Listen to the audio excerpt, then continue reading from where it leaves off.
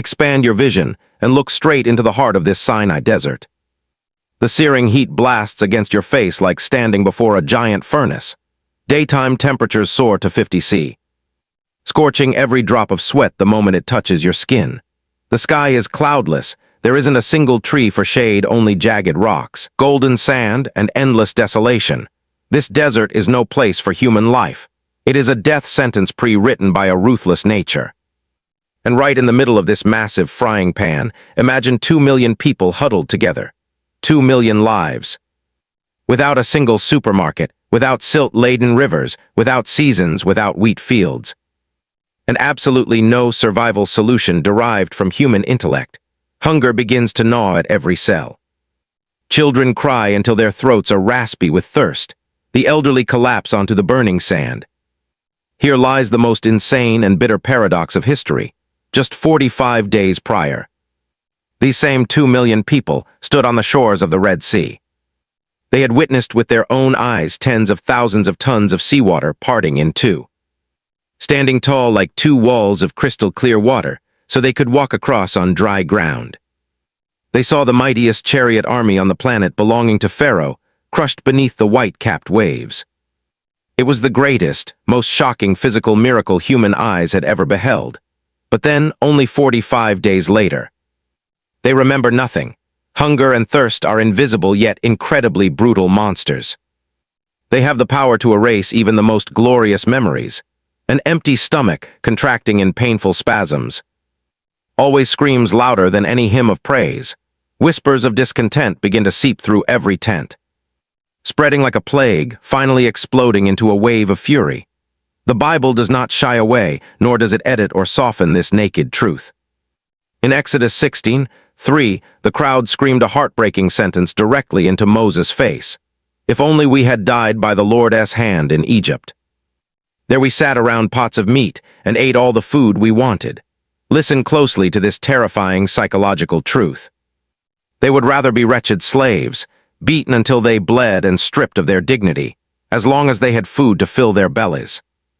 They preferred the chains of Egypt over the freedom of the desert. Do not be quick to judge them as evil or ungrateful. They were real human beings with ultimate fears, watching their children faint from hunger. Faced with 2 million people crazed with the desire to return to a life of slavery, Moses was utterly powerless. No general, no tycoon, and no strategist could have solved this absurd logistical nightmare. Mathematically, it was a dead end. Moses could only cry out to the heavens, and heaven intervened not with a bolt of lightning to punish their ingratitude, nor with a heavenly army, but with a physical phenomenon that bent every law of nature, carrying one of humanity's greatest secrets. As the screams of 2 million people echoed to the very heights of heaven, the silence of the desert seemed to grow even more suffocating. Any earthly king, upon hearing his subjects revolt, curse him, and demand to return to the enemy, would have immediately handed down the most brutal punishments. But the God of Israel responded in a way no one could have anticipated. He met their fury with a magnificent provision. God spoke to Moses a promise that, at first listen, sounded like absolute fantasy. Exodus 16:4. I will rain down bread from heaven for you. Pay close attention to the verb used here. In the original Hebrew, the word used implies causing a downpour. He did not say he would send a few carts of bread. He did not say there would be a trickle of food aid. He declared there would be a rainstorm, like a waterfall pouring from above, as if the great granaries of heaven were positioned right over their heads. And now, the doors of that storehouse were about to be flung wide open. That evening, the crimson sun slowly sank behind the jagged Sinai mountains. Darkness began to swallow the massive camp. The tension escalated to a suffocating level. Not a single person among those 2 million knew what was about to happen. The promise of bread from heaven sounded far too unrealistic to stomachs that were churning with hunger. They had nothing to hold on to but an invisible promise. Then, the wind direction suddenly shifted. The sound of fluttering wings rose from the horizon. At first, it was just a faint rustling, but it quickly gathered into a roaring thrum like a whirlwind. As twilight fell, an overwhelming phenomenon descended upon them. Millions of quails flew in from the sea, blanketing the entire camp. They were so numerous that one only had to reach out a hand to catch them. This was no metaphorical poem. It was a provision of flesh and bone, a massive and instantaneous source of protein. Modern scientists and ornithologists have proven that the phenomenon of quails migrating in enormous flocks across the Sinai Peninsula, exhausted after their sea crossing and dropping to the ground, is a real natural occurrence. But here is what truly demonstrates the greatness of the Creator. God did not need to use some illogical sorcery. He used the very laws of nature he had established, activating them at the exact moment his people were starving. At the precise location where they were in despair, and in a quantity sufficient to feed 2 million people. Miracles do not always arrive as fire falling from the heavens. Sometimes, a miracle comes with the vibration of 1 million pairs of wings. That night, fires flared up everywhere, and Israel ate their fill of meat. Yet the quail was merely the opening act. The true shock awaited them at dawn. The next morning, as the first rays of light pierced through the cold desert mist, the dew began to evaporate from the ground, but instead of leaving behind only sand and dust, something else remained. The Bible describes this scene with astonishing precision, almost like a scientific report. Exodus 16:14. Thin flakes like frost on the ground appeared on the desert floor.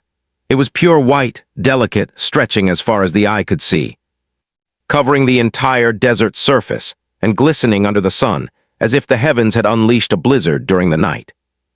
2 million people stepped out of their tents. The atmosphere fell deathly silent. They stood motionless, staring fixedly at what lay beneath their feet.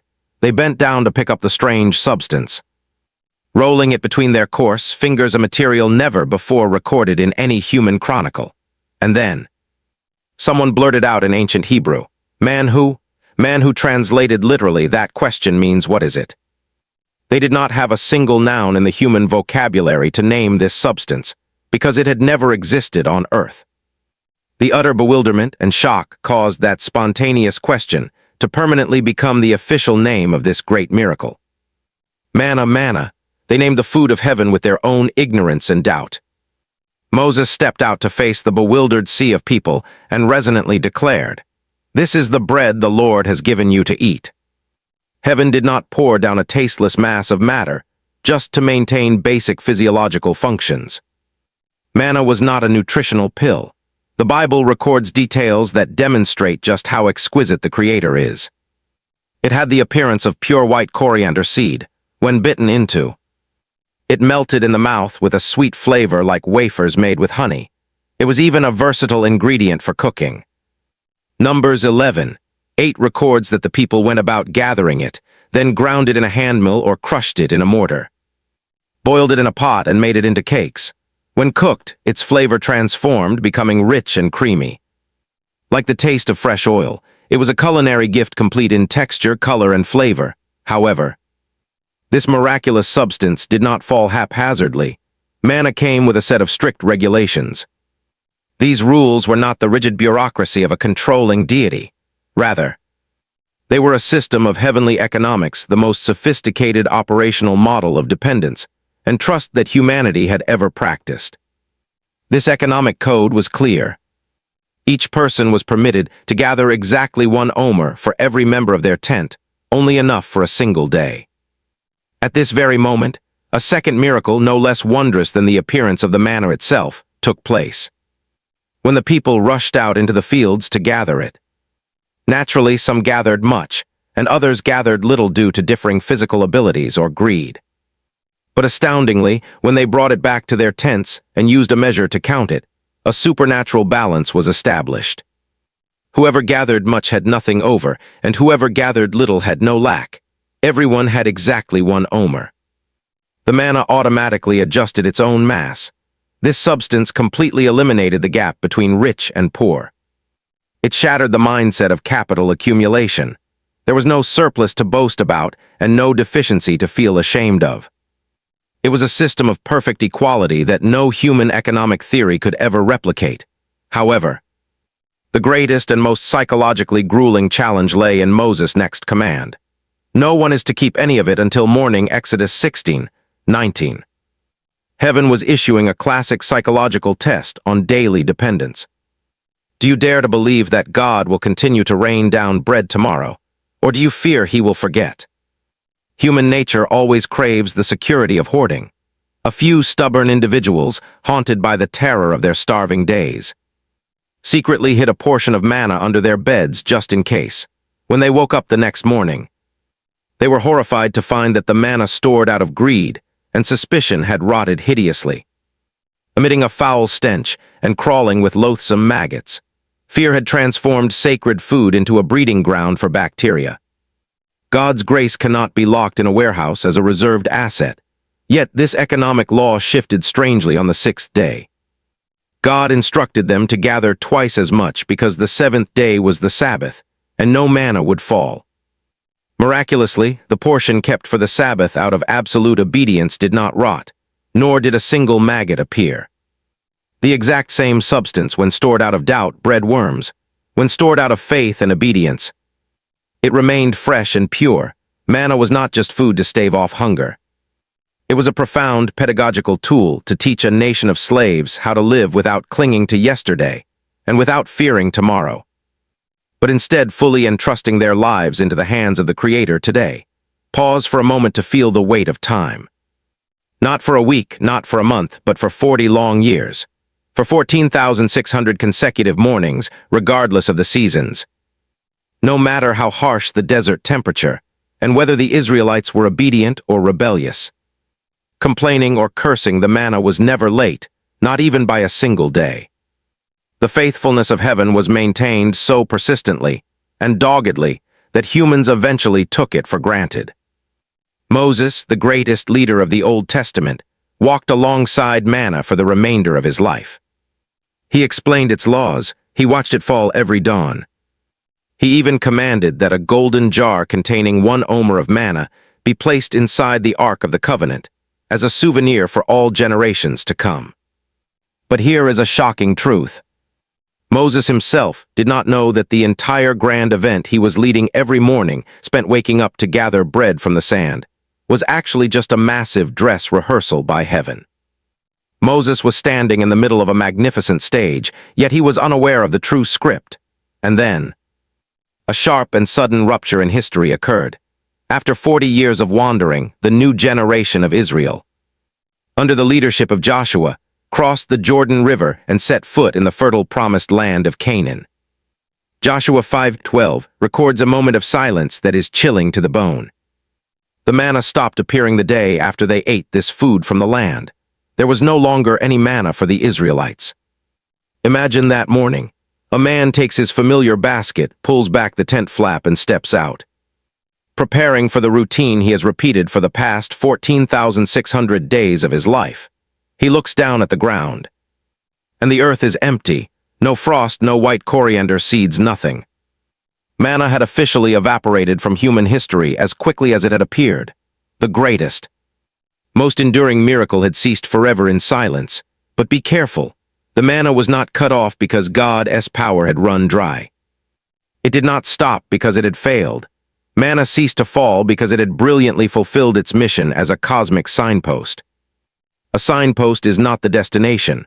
Manna was a prophecy in physical form. It was a shadow cast upon the desert sands, pointing straight toward a massive, glorious reality, 1,000,000,000 times more radiant, that would appear on Earth exactly 1,500 years later. And that reality would strip away every secret in a fiery confrontation on the shores of the Sea of Galilee. Scene shift, 1,500 years later. We are standing in the city of Capernaum by the Sea of Galilee. The setting is vividly recorded in the Gospel of John, chapter 6. Jesus had just performed an unprecedented miracle. With only 5 barley loaves and 2 small fish, he broke them and fed a crowd of 5,000 men until they were full. The crowd was hysterical. They were ecstatic. A king capable of producing free food was exactly the king they craved to drive out the Roman Empire. They rushed onto boats and crossed the sea to hunt him down. When they found Jesus on the other side, he did not smile at their cheers. Instead, he doused them with a bucket of ice-cold water, exposing their pragmatic hearts with a statement as sharp as a razor. John 6:26. Very truly, I tell you. You are looking for me, not because you saw the signs I performed, but because you ate the loaves and had your fill. They were seeking provisions, not the provider. They were chasing their stomachs, not the truth. Exposed. The crowd immediately bristled to protect their ego. They attempted to belittle Jesus by bringing up their greatest national hero as a challenge. They presented an argument they believed was ironclad and irrefutable. John 6:31. Our ancestors ate the manna in the wilderness. As it is written, he gave them bread from heaven to eat. The crowd's implication was crystal clear and biting. You performed a miracle by multiplying 5 loaves to feed 5,000 people for a single day. What's the big deal?